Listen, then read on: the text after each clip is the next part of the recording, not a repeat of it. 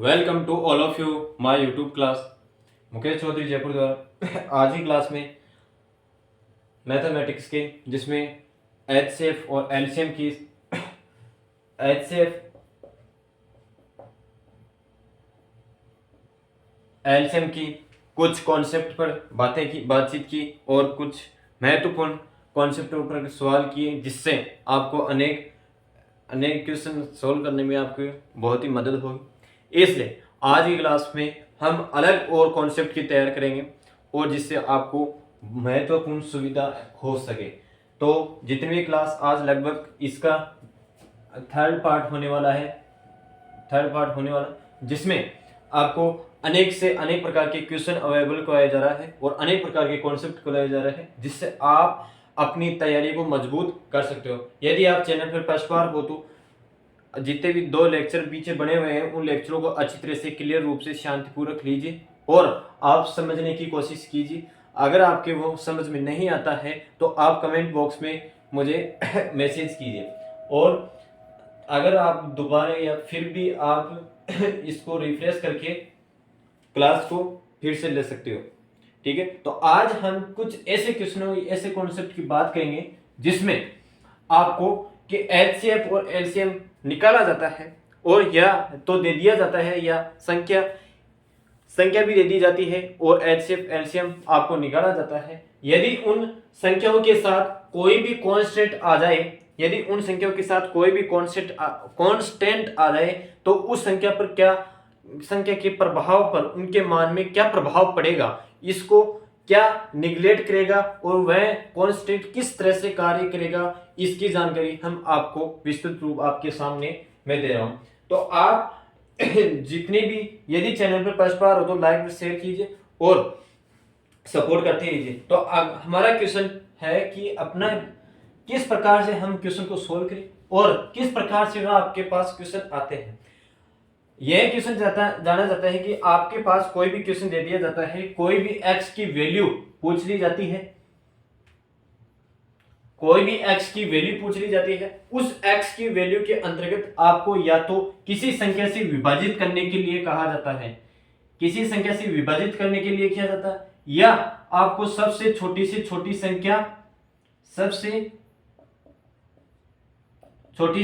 संख्या से विभाजित करने पर जो आपके पास शेषफल बचता है, उन शेषफल बचने के पश्चात जो आपको कांस्टेंट के साथ गुणा करते हो, कांस्टेंट के साथ यानी नियतांक के साथ, अचर संख्या के साथ आप गुणा करते हो, तो उनमें क्या प्रभाव पड़ता है, आंसर के फाइनल रिजल्ट में आपको किस प्रकार से अंतर दिखने को मिलता है। तो मैं आपके सामने वह क्वेश्चन इनपुट करना चाहता हूं कि वह क्वेश्चन किस प्रकार से आए आपके पास। तो सुनिए क्वेश्चन।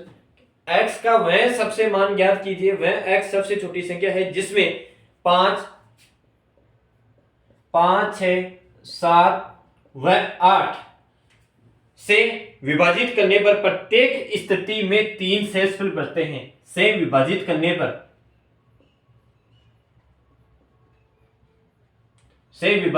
पर प्रत्येक स्थिति में, ठीक है, प्रत्येक स्थिति में 3 शेषफल बचते हैं। यदि प्रत्येक स्थिति में 3 शेषफल बच रहे हैं तो इसी संख्या को यदि 9 से विभाजित कर दिया जाता है, यदि इन्हीं संख्या को आगे क्वेश्चन यहीं से बन रहा है, यदि इन्हीं संख्या को 9 से विभाजित कर दिया जाता है, 9 से विभाजित कर दिया जाता है तो 9 से विभाजित करने पर, यदि इन्हीं संख्या को 9 से विभाजित करने पर आपके पास कोई भी शेषफल नहीं बचता है, यदि इन्हीं संख्या को 9 से विभाजित करने पर आपके पास कोई शेषफल नहीं बचता है तो आपको x का मान निकालना है। ठीक है, क्वेश्चन समझ में आया? क्या था क्वेश्चन? x का वह मान निकालिए जिसमें आपको 5, 6, 7, 8 से विभाजित करने पर प्रत्येक स्थिति में 3 शेषफल बचते हो, और यदि इन्हीं संख्या को 9 से विभाजित करने पर कोई भी शेषफल नहीं बचता है तो आपको वह फाइनल में x का मान वैल्यू निकालनी है। तो आप किस प्रकार से इस क्वेश्चन को सोल्व करेंगे? तो ठीक है, मैंने आपको कल वाली क्लास में बताया था कि इस प्रकार के क्वेश्चन आने पर आप सबसे पहले उस तरीका को अपनाएं जिससे आपको एलसीएम निकालना हो। तो मैंने बताया कि 5, 6, 7 और 8 का एलसीएम क्या होता है, मैंने बताया कि वहां सबसे बड़ी से बड़ी संख्या आपको उतारना है, और जहां देखिए भाई यहां कौन सी संख्या आपको सिंप्लीफाई कर रही है या कौन सी संख्या आपको संतुष्ट नहीं कर रही है। तो मेरे को पता है, आपको पता है कि 7 का डिवाइड किसी भी प्रकार की संख्या नहीं जाती है, तो 7 से ये मल्टीप्लाई हो जाती है। इसी प्रकार आपके पास 3, यहां देखो 3 इंटू ये बन रही है, आराम से संख्या बन रही है ना, 3 इंटू 2 ये बन रही है आराम से संख्या, तो 2 से डिवाइड हो रही है तो 3 यहां मल्टीप्लाई आ जाएगा। इसी प्रकार ये 5, ये 5 किसी का नहीं है, 1 इंटू 5 से है तो 1 तो वैसे मिल जाएगा। अब आपको यह संख्या निकालनी है कि किस प्रकार से यह संख्या निकल सकती है और किस प्रकार से संख्या नहीं। आपको यह गुणनफल करने पर 500 मतलब 8 7 56 इंटू 15 तो इंटू 15 8 45 840 यहाँ एक इसका एलसीएम आ जाता है। 840 इसका एलसीएम आ रहा है, और आपको क्वेश्चन यह पूछ रहा है कि इससे करने पर संख्या में 3 प्रत्येक दशा में 3 शेषफल बचते हैं, मतलब प्रत्येक दशा में आपके पास 3 शेषफल बच रहे हैं, 3 शेषफल बच रहे हैं। यदि आपको 9 से डिवाइड करने पर आपको क्वेश्चन में दिया गया था कि 9 से डिवाइड करने पर आपके पास कोई भी शेषफल नहीं बचता है, तो आप उस x का मान निकालिए। तो आप वह x एक सबसे छोटी संख्या है जिसमें आपको x का मान निकालना है।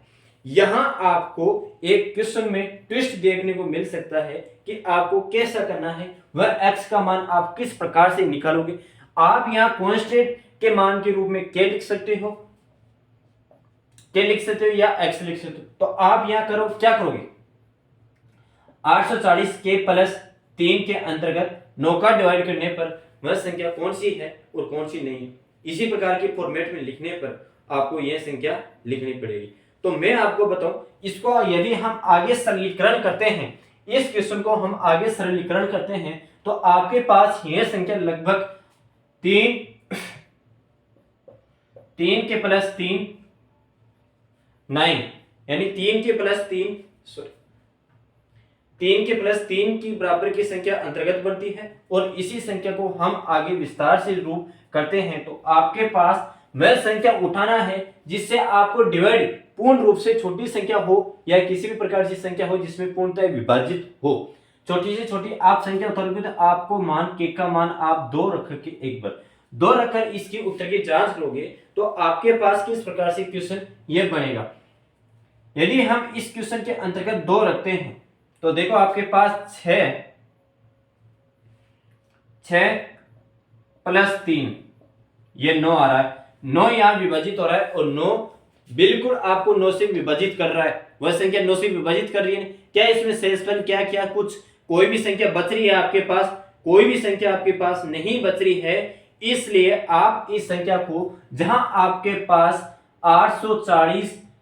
840 के प्लस 3 आ रहा था, उसी के अंतर्गत आपको ये जोड़ निकालना है और किस प्रकार से आपको सोल्व करना है। तो आप के का मान यहां रखिए, यहां आपको उत्तर की जांच करनी थी कि के बराबर ये मान रखने पर ये संख्या और वो संख्या जो आपको डिवाइडेशन के अंतर्गत संख्या दी गई थी, जिससे विभाजित करने पर कोई भी शेषफल नहीं बचता है, वह यदि इक्वल समान हो जाती है तो आपका के का मान उस 840 वाली जो आपको फर्स्ट वर्ग में संख्या अंतर आती है उसके अंदर रखना है। तो आप इसके अंतर्गत रखोगे 840 के प्लस 3, तो 840 के अंतर्गत 2 रखोगे तो 1680 प्लस 3 यानी 1683 इसके फाइनल रिजल्ट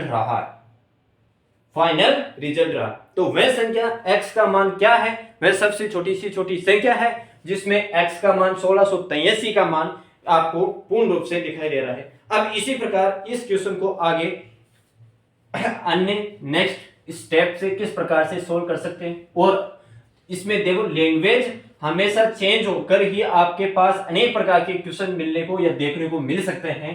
तो आप इस क्वेश्चन की लैंग्वेज पर के आधार पर समझने की कोशिश कीजिए, जिससे आपकी लैंग्वेज से पकड़ हो सके। ठीक है, अब यहां आपको दे रहा है कि 13 का वह गुणज है, कोई क्वेश्चन है 13 का वह गुणज। अब 13 का वह गुणज है तो आप अच्छी तरह से समझ गए होंगे। 13 का वह सबसे छोटा गुणज, 13 का वह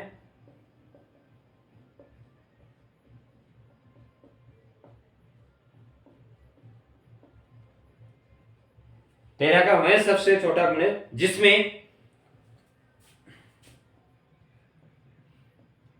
4 5 6 8 4 5 6 8 से भाग देने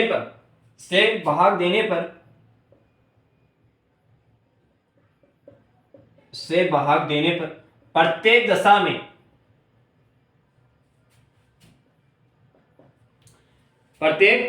में 2 शेष बचते हैं।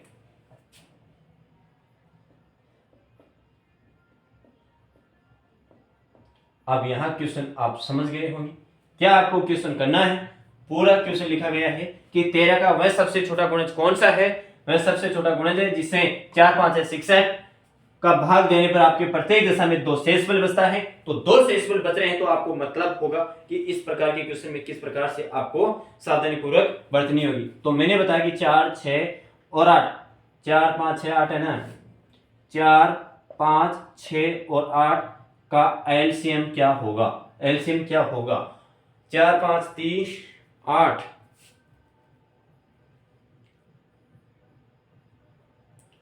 8 24 24 इंटू 5 120। आपके पास 120 एलसीएम आए। अब यहां इस क्वेश्चन को किस प्रकार से आपको डिवाइड करना है? 120 प्लस कितने आ रहा है? यहाँ 120 प्लस कितना का आ रहा है? जहां कांस्टेंट x का मान निकाल रहा है और प्रत्येक दशा में 13 का भाग देने पर, यानी 13 का वह गुणज है तो 13 का आपके पास डिवाइड लगेगा।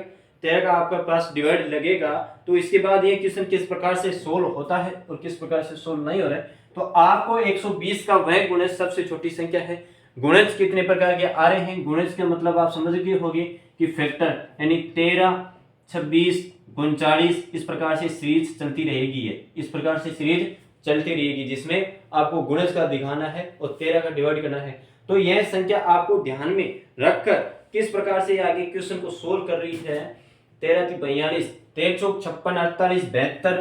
तो यहां आपके पास पूर्ण रूप से 3 के प्लस 2 3 यह संख्या आ रही है। इसको सोल्व करने के पश्चात यह संख्या आ रही है। तो आपको वह के का मान रखना है जिसमें 2 शेष बचते हैं और पहले वाले रूल है उसी के अनुसार यह कार्य करता है। तो आपको के का मान रखना है। तो आप के का मान क्या रख सके हुए? आप के का मान वह रख सकते हो जो आपको अच्छी तरह से कटने में विभाजित हो सकती हो और किसी भी प्रकार से आपको सब नुकसानदायक ना हो। तो आप के का मान 8 रखोगे। तो आप के का मान 8 रखोगे। देखो यहां आपको प्रत्येक दशा में 2 शेष बचना चाहिए ना था, 2 शेष बचना चाहिए। मैं आपके पास दिखाता हूं कि 2 शेष कैसे बचते हैं। 8 या 24 प्लस 2 13 या 2 शेष बचना चाहिए। ठीक है, 26 13 तो आपके पास 2, मतलब 8 संख्या यह एग्जिट कर रही है। इस संख्या को 8 यह एग्जिट कर रही है और 2 शेष बच रहे हैं। ठीक है, हम इस संख्या के अंतर्गत 120 के प्लस बराबर 8 रखते हैं। 8 रखते हैं तो आपके पास 120 इंटू 8 प्लस 2 8 96 960 प्लस आपके पास 2 आ जाता है तो 962 ये फाइनल आंसर आ जाता है। ठीक है, क्या क्वेश्चन था और क्या क्वेश्चन नहीं था यह आपके पास समझ में आ रहा होगा कि आपके पास 13 का वह सबसे छोटी गुणज संख्या है जो 4 5 6 8 से भाग देने पर प्रत्येक दशा में 2 शेषफल बचता है। तो आपको सबसे पहले तो एलसीएम निकालना है। उस एलसीएम को आप के यानी फैक्टर के गुणज में लिखोगे और फैक्टर के गुणज में लिखोगे, फैक्टर के गुणज के अंतर्गत लिखोगे तो यह संख्या आपको 8 की, मतलब जहां आप कोई वैल्यू रखते हो उस वैल्यू के अंतर्गत यह स्थिति वैल्यू एग्जिट हो रही है या समान रूप से कार्य कर रही है तो इसमें आप रखे 8 तो ये वैल्यू इनपुट कर रही है, 2 शेषफल बच रहे हैं, और 2 शेषफल बच रहे हैं तो आपकी उत्तर की जांच सही होगी। उत्तर की जांच सही होगी तो आप 8 के अंतर 8 यहाँ रखोगे, 8 रखने पर आपके पास 962 फाइनल आंसर आ रहा है।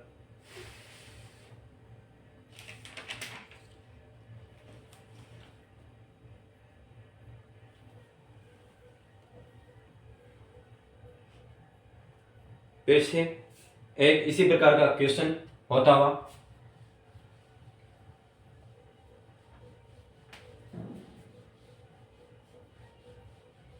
देखो, क्वेश्चन हर बार आप फर्स्ट बार करोगे तो आपकी दिक्कतें होगी।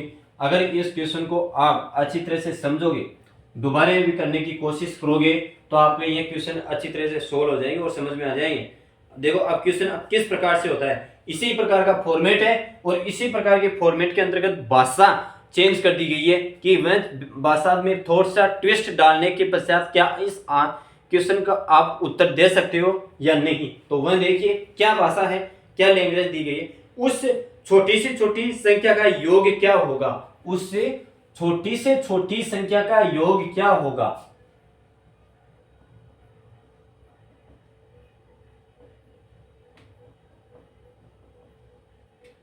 योग क्या होगा, उस छोटी से छोटी संख्या का योग क्या होगा जिसे 12, 15, 18, 27 से भाग देने पर प्रत्येक दशा में 9 शेषफल बचते हैं। से भाग देने पर देखो लैंग्वेज थोड़ी अशुद्धि तो नहीं, लेकिन थोड़ी राइटिंग नहीं बैठ सकती इस पर, तो आप राइटिंग पर ना जाए, आप उसकी स्थिति पर जाए कि यह क्वेश्चन किस प्रकार से सोल्व करवाया जा रहा है और क्या नहीं। तो आपको ध्यान में रखना है 12, 15, 18, 17, 27 से भाग देने पर आपके पास 9, प्रत्येक दशा में 9 शेषफल बच रहे हैं। देखो सर यहां आपके पास लैंग्वेज भी की है, चेंज की है और 9 यहां इसमें शेषफल बच रहे हैं। तो आपको क्या पूछ रहा है, और वह संख्या 11 का गुणज है।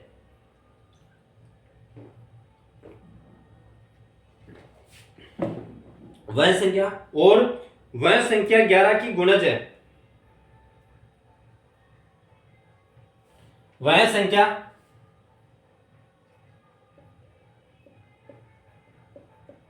वह संख्या 11 का गुणज है।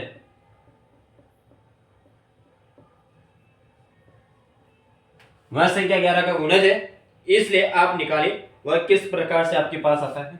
तो 12, 15, 18, 27 का एलसीएम क्या होगा। 12, 15, 18, 27 का एलसीएम होगा आपके पास 27 इंटू या 5 यानी 2 6 18 और 15,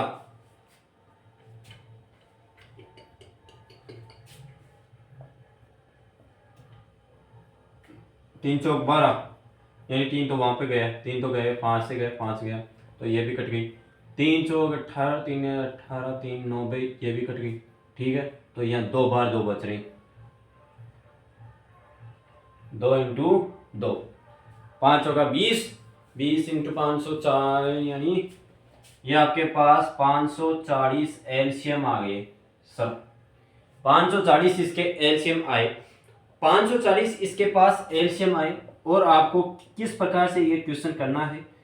प्लस आपको 9 शेष बच रहे हैं और कितने का गुणज है, 11 का ये गुणज है। जो आपको गुणज दे रखा है उसी के अंतर्गत ये संख्या निकालनी है।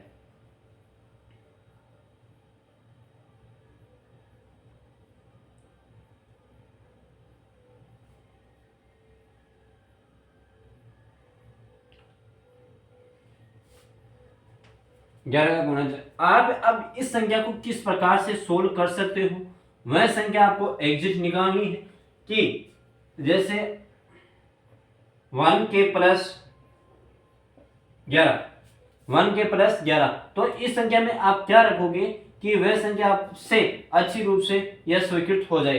तो आप k का मान 2 रखोगे। क्यों? k का मान 2 रखोगे तो आपके पास 11/11 तो 9 यानी 11/11 a। कोई शेषफल नहीं बच रहा है, पूर्ण रूप से वह डिवाइड हो रही है। तो पूर्ण रूप से वह संख्या डिवाइड हो रही है तो k का मान क्या रखा था आपने? 2 रखा था। तो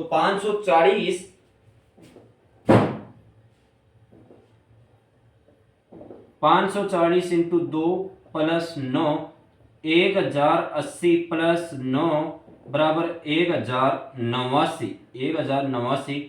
यह संख्या आपके पास वह संख्या 1 से 5 यानी 1089 11 का गुणज संख्या है जो आपके पास ये क्वेश्चन के अंतर्गत आती है।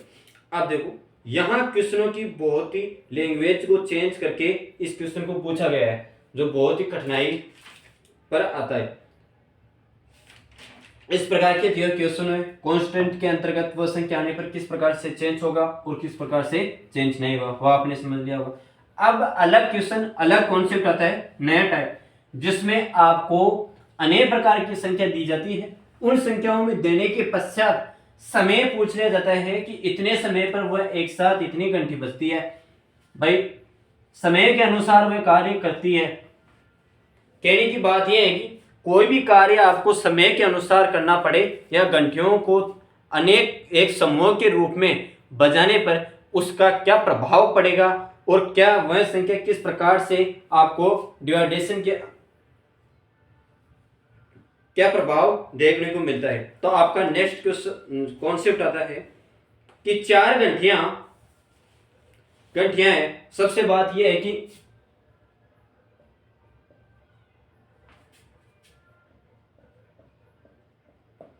समय अंतराल पर कार्य करेगा,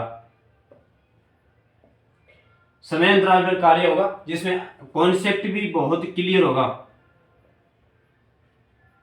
कॉन्सेप्ट भी बहुत अच्छा और शुद्ध रूप से होगा। अब ठीक है ये समय अंतराल आ गया और समय अंतराल से आप किस प्रकार से क्वेश्चन को सोल्व कर सकते हो। 4 घंटियां क्रमश है क्वेश्चन है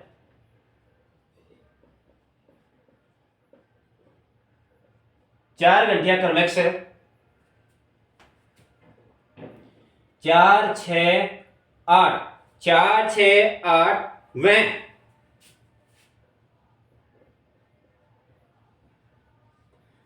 4 6 8 में 14 सेकंड के अंतराल पर बजती है। वह चारों इकट्ठी 12 बजे सेकंड पर बजती है।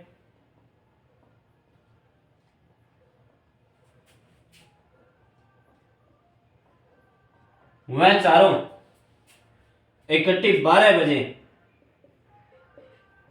मतलब दोपहर या कितने भी बजे 12 बजे बजना प्रारंभ करती है। वह किस समय इसकी इकट्ठी से बजेगी?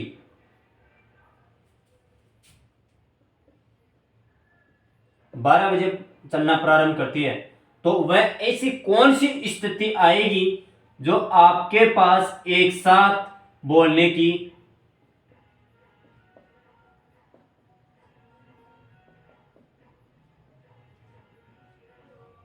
स्थिति आएगी। वह कौन सी स्थिति है, वह कौन सा टाइम है जिसमें आपके एक साथ बोल सकती है और आपको टाइम नोट करवा सकते हैं। क्वेश्चन समझने की बात यह है लैंग्वेज किस प्रकार से मैं आपको एक अच्छी तरह से पढ़ के बताता हूं कि 4 घंटियां है जो 4 6 8 में 14 सेकंड के अंतराल के अंतर्गत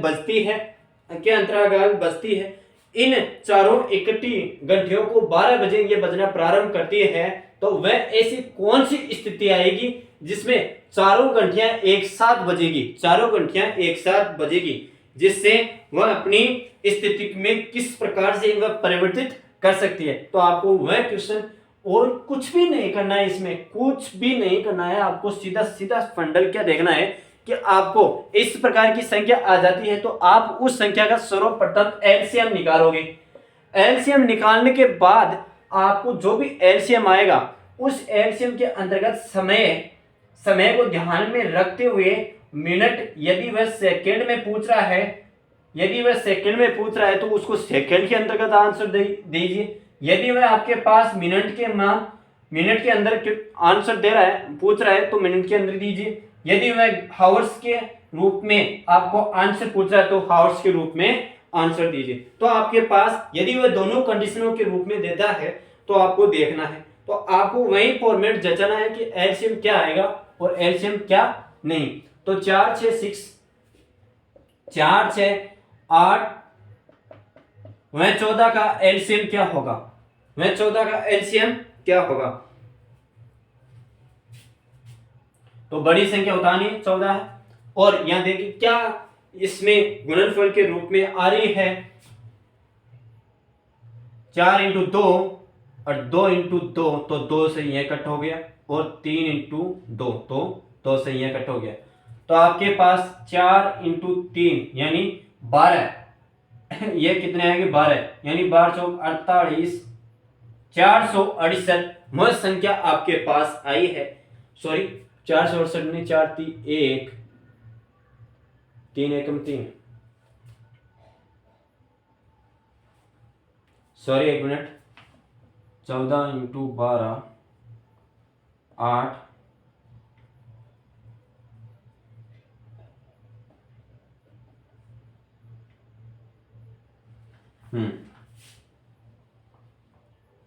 168 वह आपके पास एलसीएम आता है 168 एलसीएम आने के बाद आपको क्या करना है, ये एलसीएम किस में आया आपका निकालना है भाई, शुरुआत में किस में आया, ये एलसीएम आपके पास सेकंड में आया। अब 168 सेकंड में कितने मिनट होंगे और कितनी नहीं, तो आपको पता है कि 168 के अंतर्गत आप 60 का डिवाइड करोगे तो आपके पास 60 120 यानी 120 1 मिनट में 60 सेकंड होती है।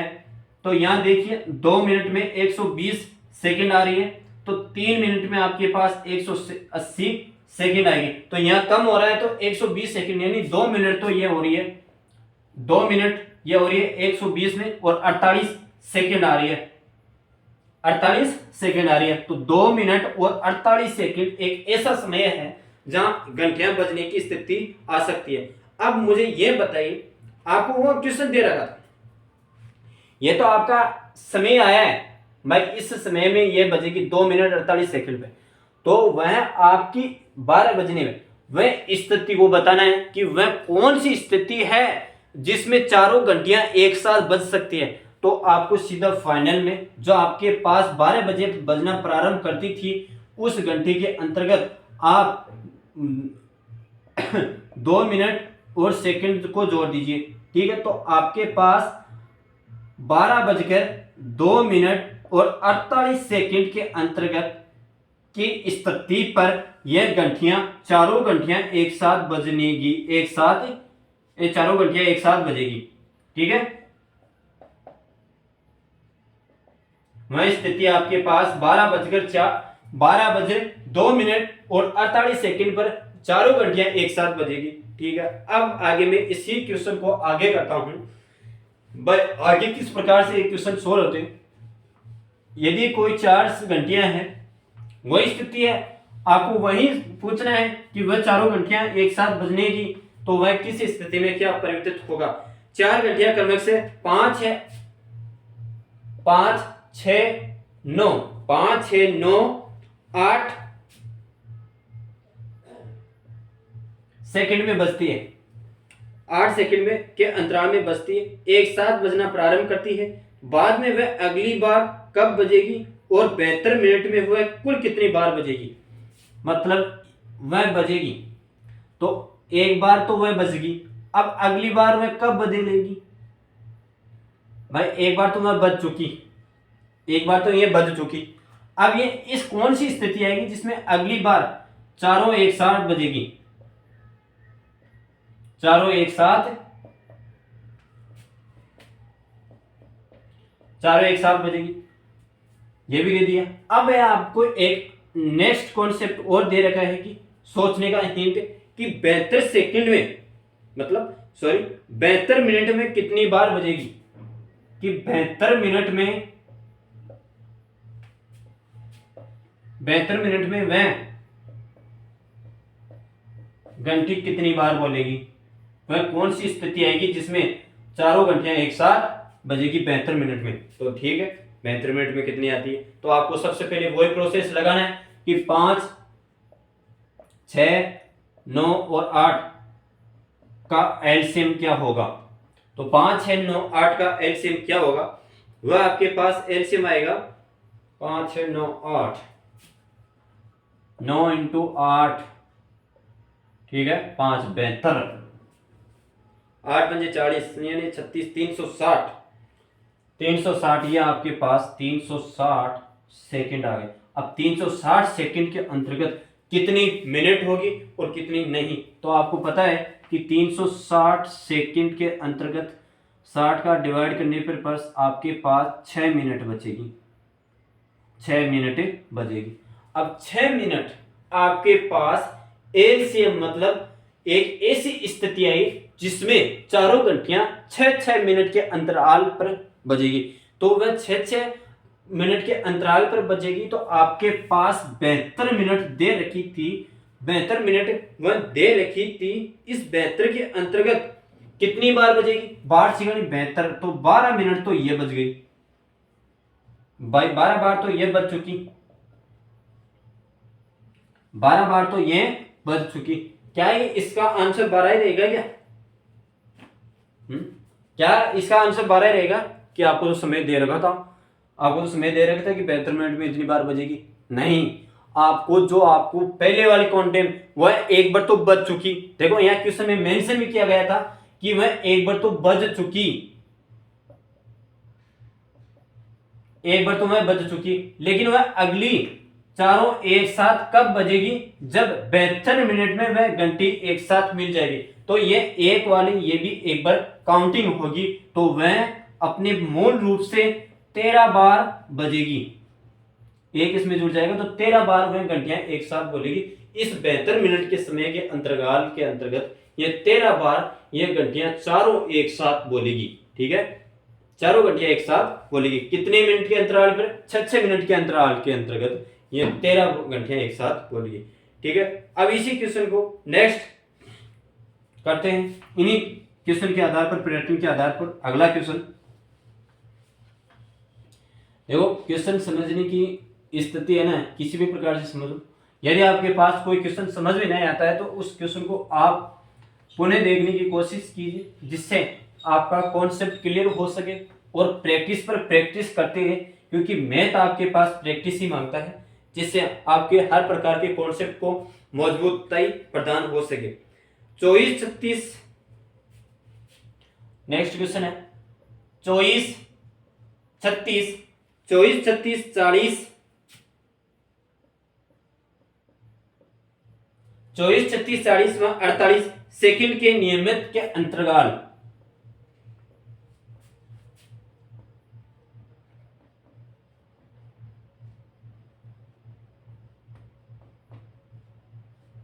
नियमित अंतराल में क्रमश से 4 घंटी बजती है, 1 घंटे में वह कितनी बार बजेगी। अब आपको एक शर्त दे रखी है, यह शर्त है कि 1 घंटे के अंतर्गत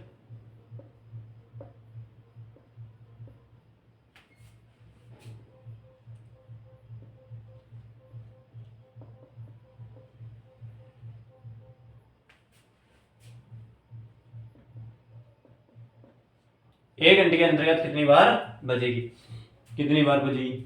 देखो यहां नियमित अंतराल के रूप में पूछ रहा है, सेकंड में आंसर है, सेकंड में आपको निकालना है, और आपको यह भी पता है कि 1 घंटे में कितनी मिनट आती है,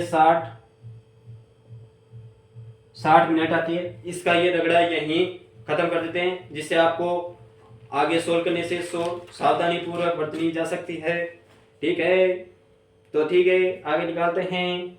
इसी 24, 36, 40 और 48 का आपके पास एलसीएम क्या होगा, तो आप अच्छी तरह से समझ लीजिए कि आपके पास 48 इंटू वह संख्या कौन सी है जिससे डिवाइड करने पर वह संख्या प्राप्त हो रही हो, तो 2, यह तो 2 अच्छी तरह से पूर्ण रूप से विभक्त हो गई है, ठीक है, पूर्ण रूप से विभक्त हो गई है। आपके पास देखो यहां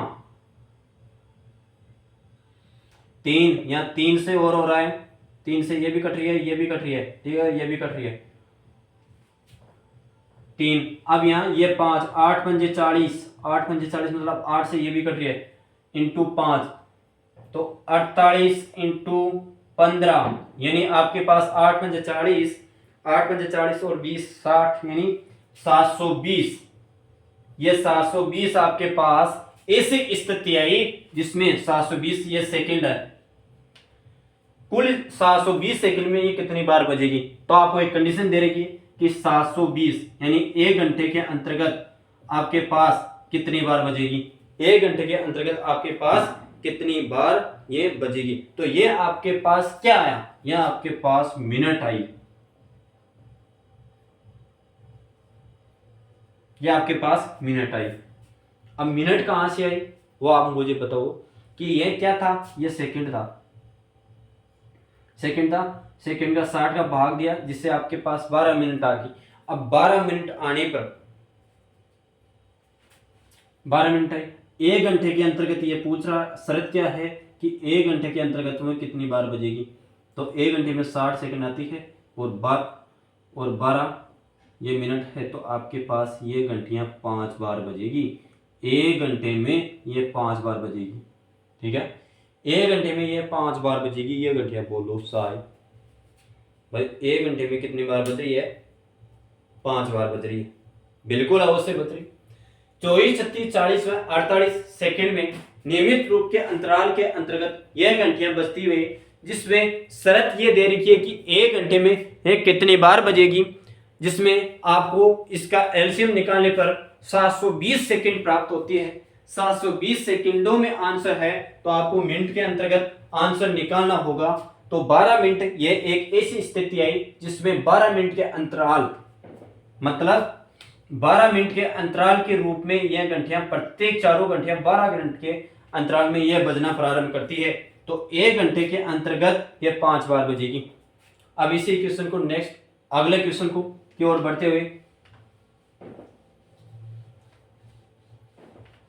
और देखो कहने की बात तो यह है कि आप मन लगा के पढ़ाई करोगे ना तो आपकी इच्छा के अनुसार ही फल मिलेगा। आप सफलता की ओर ध्यान कम दीजिए, आप अपना कर्म क्या है उस कर्म की ओर ध्यान में रखो कि हमारा कर्म है कि मेहनत करना। हम यदि इस कर्म से मेहनत करते रहेंगे, हमारा कर्म को निभाते जाएंगे तो हमारे को सफलता एकदम सुनिश्चित जाएगी। और एक बात और बताओ कि पढ़ाई एक ऐसी चीज है जहां आप इसका इन्वेस्टमेंट करोगे, पढ़ाई यानी आपका ये इन्वेस्टमेंट करोगे इस पढ़ाई के अंतर्गत, तो ये आपके पूरी लाइफ के अंतर्गत ये आपको सक्सेस पॉइंट के अंतर्गत वापस रिटर्न कर देती है, आपकी लाइफ को सुधार सकती है ये।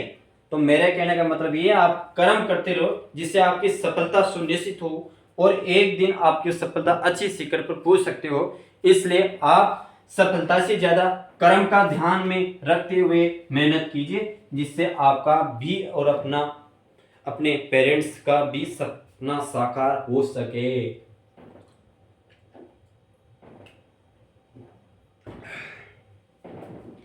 अब लास्ट क्वेश्चन जिसके बाद एलसीएम एंड हो जाएगा। अब एचसीएफ चलेगा, जिसमें एक क्वेश्चन आपको बताऊं कि 4 घंटिया कन्वेक्स है, ठीक है, क्वेश्चन कि 4 घंटिया कन्वेक्स है 30 मिनट,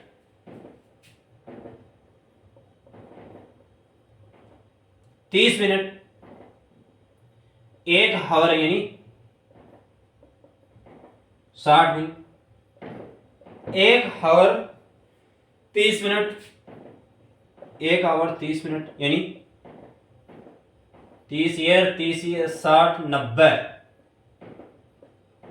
90 मिनट, और 1 आवर 45 मिनट में 1 आवर 45 मिनट में यानी 105 मिनट, टोटल 105 मिनट। सभी घंटियां दोपहर 12 बजे के बाद, यानी एक कंडीशन आपको दे दी कि सभी घंटियां दोपहर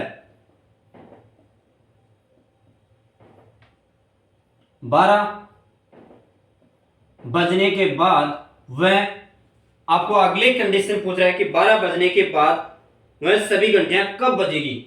एक बार तो दोपहर में बज गई, ठीक है, दोपहर में बज गई। अब दूसरी कंडीशन आपको यह पूछ रही है कि वह कब, वह ऐसी स्थिति कौन सी आएगी जिसमें कब बजना प्रारंभ करेगी।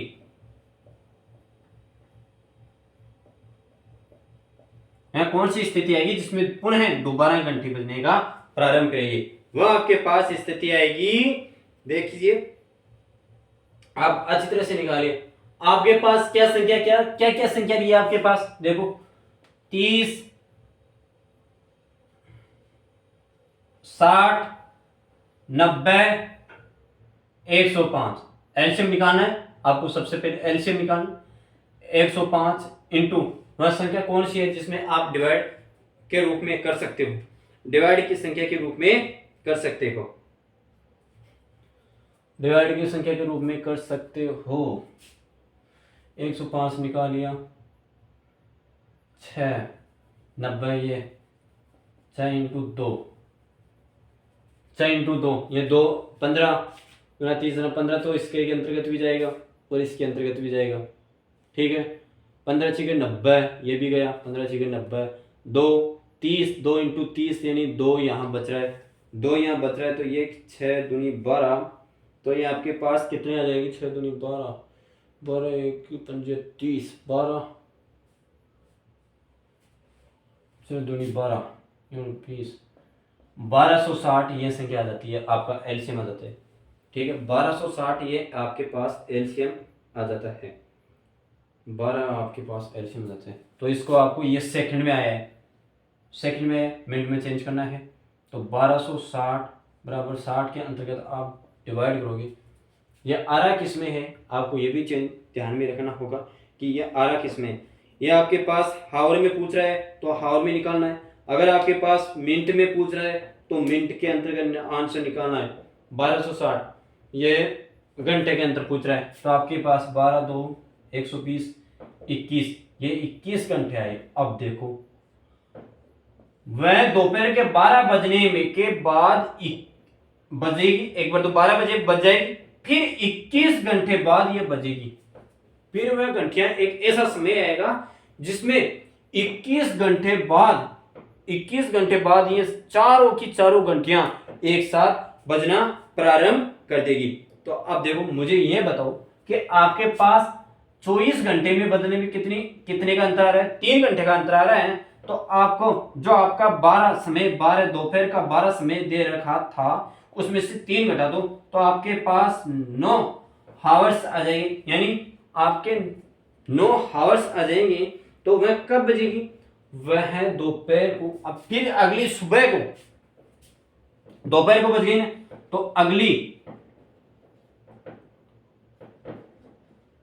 अगली सुबह को वह 9 बजे बज जाएगी।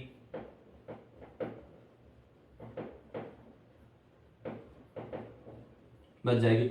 यह क्वेश्चन, यह कॉन्सेप्ट यहीं पर समाप्त होता है। आपको यहाँ 2 कॉन्सेप्ट चेक करवाए, एक तो घंटियों वाला और दूसरे आपका कांस्टेंट, और उसमें भी एक कॉन्सेप्ट और था जिसमें अलग अलग वेरिएशन के अंतर्गत दे रखा था कि किस प्रकार से एक क्वेश्चन को किया जा सकता है और किस प्रकार से क्वेश्चन को नहीं। तो ठीक है, अब अगला यहाँ एलसीएम का चैप्टर खत्म होता है, अब आपके पास एचसीएफ का चैप्टर स्टार्ट हो जाता है। 2-3 क्लासों के अंतर्गत, 2-2.5 क्लासों के अंतर्गत आप एलसीएम अच्छी तरह से समझ चुके हो। अब आपके पास एचसीएफ क्वेश्चन आएगा। एचसीएफ, आप एचसीएफ किस प्रकार से निकाल सकते हो, महत्तम समापवर्तक, हाईएस्ट कॉमन फैक्टर आप किस प्रकार से निकाल सकते हो। मैंने आपको बताया था कि क्लास स्टार्ट करने से पहले आपको बताया था कि एचसीएफ एक ऐसी बड़ी लघुत्तम संख्या होती है, महत्तम से महत्तम बड़ी संख्या होती है, जिसमें बड़ी से बड़ी संख्या को आपको छांटना पड़ता है और निकालना पड़ता है, देखना पड़ता है कि यह कौन सी बड़ी संख्या है जो आपको कार्य में दे सकती है। तो देखो कुछ उदाहरण के तौर पर मैं आपको यह संख्या बताता हूं कि किस प्रकार से यह संख्या आपको कार्य करने के लिए मजबूर करती है, ठीक है।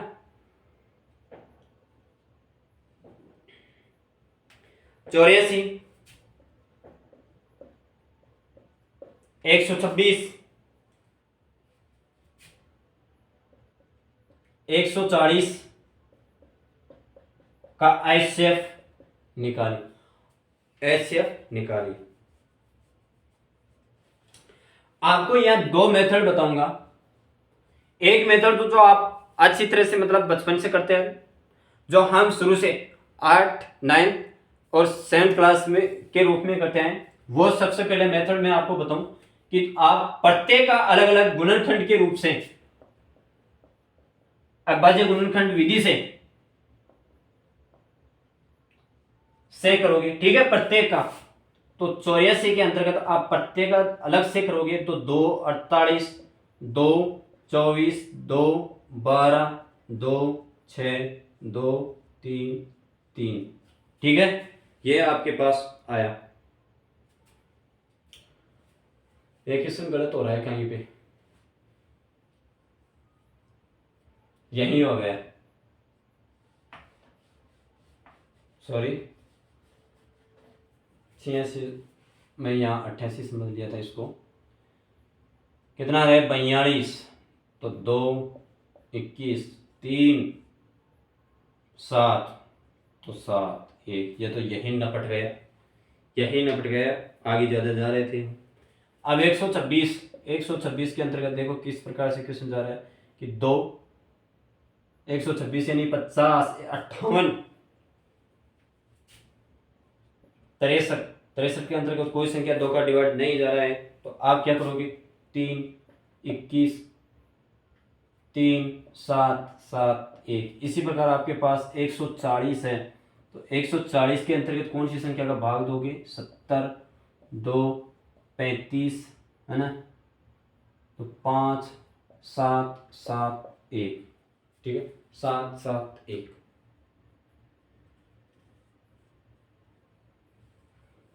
क्या संख्या थी, क्या थी इसके अंतर्गत, जो आपके पास संख्या हो अवेलेबल हो वही संख्या आपको HCF के अंतर्गत लिखनी है।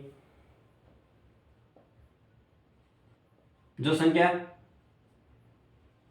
अवेलेबल हो वही मल्टीप्लाई के रूप में आएगी और वही आपका HCF कहलाएगा, ठीक है। तो आपके पास इन तीनों की स्थितियों के अंतर्गत वह संख्या देखनी है जहां आपके पास कौन सी स्थिति नजर आती है, जो है कॉमन फैक्टर के अंतर्गत। देखो 2 यहां 2 बार है, 2 यहां 1 बार है, ठीक है, इसी प्रकार 2 यहां 2 2 बार है, तो आपको क्या देखना है, जो आपको हाईएस्ट है वही देखना है, तो 2, ठीक है। अब यहां देखो कि 5 किसी के अंतर्गत है नहीं, 5 इसी के अंतर्गत, 3 इसी के अंतर्गत है, लेकिन 3 इसके अंतर्गत है नहीं, 7 इसी के अंतर्गत है, 7 इसी के अंतर्गत है, 7 इसी के अंतर्गत, मतलब तीनों में कॉमन है, तो 7, तो इसका HCF एक तो आ गया 14, ठीक है। एक स्थिति हो ये आ गई, इसका HCF 14 आ गया, जिसमें आपको गुणनखंड विधि के हिसाब से कर सकती है। अब दूसरी विधि आपको बताऊं कि वह विधि किस प्रकार से आपको कार्य करने में मजबूत या सहायता प्रदान कर सकती है। पहली विधि हो गई, अब दूसरी विधि, इसी की दूसरी विधि है भाग देने की विधि है। वो आप भाग देखकर भी कर सकते हो कि भाजकता भाज्य का नियम किस प्रकार से आपको सोल्व करने का लायक है। तो आप भाग किस प्रकार से दोगे, तो मैं बताऊं आपको, इस संख्या के अंतर्गत इसका भाग दोगे तो 84 126, ये तो कितनी बार जाएगा और कितनी बार नहीं जाएगा ये आपको अच्छी तरह से कोई मायने नहीं रखती है। तो 84 के अंतर्गत आप भाग दीजिए, ठीक है, तो आपके पास 2 और 4, फिर आप 84 के अंतर्गत ये 84 आ गया, तो 84 के अंतर्गत आप 2 का भाग देते जाइए, जहां आप तक 0 तक हो वहां आपको निकालना है। 84 के अंतर्गत भाग दिया तो 42, ये आपके पास आंसर यहीं रुक गया। क्या ये क्वेश्चन आपके पास यहीं रुक गया, 42 तो यहां रुक गया। अब ठीक है, अब 42 के अंतर्गत ये 2 का काम निपटा है यहां पर, कि 42 के अंतर्गत ये निपटा है, ठीक है। अब यहाँ एक संख्या बच रही है 140, अब 42 का आपके पास 140 के अंतर्गत देना है, 140 के भाग का देना है, तो आपके पास ये क्वेश्चन क्या आता है और क्या नहीं, तो 42 गुणा 126 4 3 12, तो 126 आपके पास ये क्वेश्चन किस स्कूल में आ रही है 126।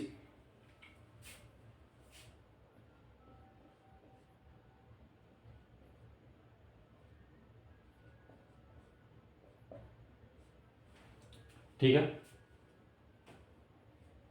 42, 14 3 42। तो आपको वही स्थिति देखनी है। देखो आप सबसे पहले 84 के अंतर्गत 126 में 84 का डिवाइड किया तो आपके पास 42 आए। 42 हेक्साडेसिमल में के अंतर्गत आप 84 का डिवाइड, दो संख्या को लेकर आप डिवाइड किए तो आपके पास 84, दो यहाँ कट गए। ठीक है, दो संख्या का आप मैटर क्लियर हो गया ना। अब आपके पास तीसरी संख्या बची। इस तीसरी संख्या के अंतर्गत जो आपका शेषफल यहाँ रिमाइंडर बच रहा था उसी का भाग दोगे आप पहले। ठीक है, उसी का भाग दोगे तो आपके पास 142, 140 में 126 कितनी बार, 3 बार गया, जो भी गया आपके पास। ठीक है, ये 3 बार गया और 3 बार जाने के बाद पश्चात आपके पास 42 यानी 14 शेषफल बच रहे हैं। इस 14 शेषफल के अंतर्गत 42 का डिवाइड करोगे 3 बार जाएगा और 3 बार यहाँ कट हो जाएगा। तो यही सबसे बड़ी संख्या जो आपके पास यहाँ संख्या आती है लास्ट के अंतर्गत, लास्ट इक्वेशन के अंतर्गत जिसका भाग देते हो वही संख्या आपका HCF होगी। ठीक है, क्या समझ में आ रहा है कि आप जिस संख्या का भाग दे रहे हो लास्ट में देते वक्त जो इक्वेशन आपके पास आ रही है, जो डेटा आ रहा है वही आपका HCF कहलाएगा। ठीक है, वही आपका HCF कहलाएगा। अब इसी प्रकार अलग क्वेश्चन किस प्रकार से हम करें कि आगे करें या नहीं वो मैं आपको दिखाता हूं। ये तो आपकी विधि हो गई, ये 2 प्रकार के तरीके हो गए, आप अच्छी तरह से कर सकते हो। अब 216, ठीक है, 216 और 288 और 720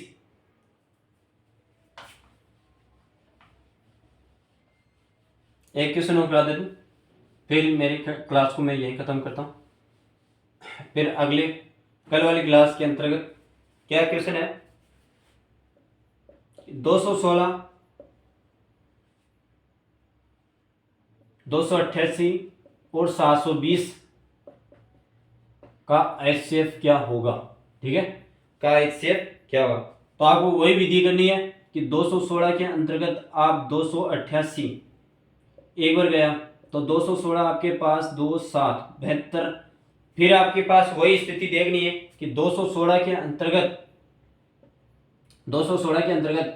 आपको डिवाइड करना है 7 या 21 3 0, यह 0 आपके पास कट चुका। अब 772 आ गया तो 72 को आप 720 कितनी बार जा रहा है, एक बार जा रहा है।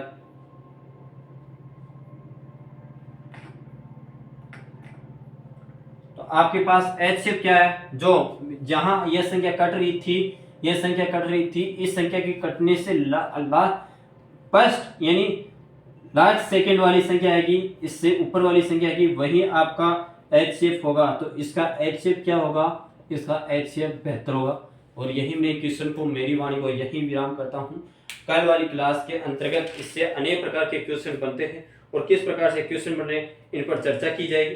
फिर आपके इन पर करने के बाद आपको HCF और HCF के अंतर्गत अंतर होगा, फिर आपको भिन्नों का HCF और LCM निकालना होगा, फिर पावर वाली संख्या का LCM और HCF निकालना होगा। तो सबसे महत्वपूर्ण तो 2 यहाँ बात होगी, तो एक तो भिन्नों वाली संख्या पर, ठीक है, और एक पावर वाली संख्या पर LCM एंड HCF पर मोस्ट। और कंपटीशन के क्षेत्र में ये बहुत ही महत्वपूर्ण आती है दोनों। ठीक है, ये किस प्रकार से सोल्व करेंगे और किस प्रकार से नहीं वो आपको कल वाली क्लास में करा दिया जाएगा। आज मेरी क्लास को मैं यही वाणी को विराम करता हूँ। यदि आप चैनल पर फर्स्ट बार हो तो लाइक और शेयर सब्सक्राइब कीजिए और आगे तक भी यहाँ सपोर्ट करते रहिए, जिससे मेरा भी ऊर्जा बढ़ती रहे। आपकी ही मेहनत हमारे को रंग लाएगी। और यदि आप मुझे इस स्थिति में बताओगे कि क्या कमी है क्या नहीं, तो मैं इस प्रकार से आपकी जो भी समस्या है उसका समाधान कर सकता हूँ। लेकिन यदि आप कोई भी किसी कारणवश नहीं बताते हो तो मेरे को क्या पता चलता है। लेकिन आप जो भी हमारा कमेंट बॉक्स है उसके अंतर्गत आप सोल्व अपनी परेशानियों को बताइए, जिससे मैं आपकी जो भी दुविधा है उसको दूर कर सकूँ। ठीक है, और यदि चैनल पर फर्स्ट बार हो तो लाइक शेयर कीजिए, जिसका आपको भी मनोबल बने रहे और मेरा भी बने रहे। जय हिंद।